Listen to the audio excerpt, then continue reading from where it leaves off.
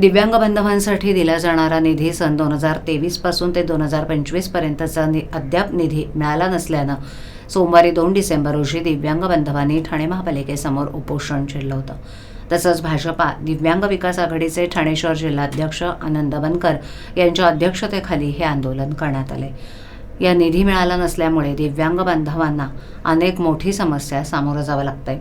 या दिव्यांगांची आर्थिक परिस्थिती बिकट असल्यानं गेली 2 वर्ष दिवाळी ते गोडीनं साजरी करू शकले नाहीत। त्यामुळे सन 2023 ते 2025 पर्यंतचा निधी सरसकट तात्काळ उपलब्ध करून द्यावा अशी मागणी आंदोलकांकडून यावेळी करण्यात आली होती। तर या संदर्भात ठाणे महापालिकेचे अतिरिक्त आयुक्त प्रशांत रोडे यांची भेट घेतली असता त्यांनी लवकरात लवकर मागील 2 वर्षाचे निधी प्राप्त करून देऊ असं आश्वासन दिव्यांग बांधवांना दिले। राज्यामध्ये 2 वर्षापासून आमच्या दिव्यांग बांधवांचा निधी थकीत आहे।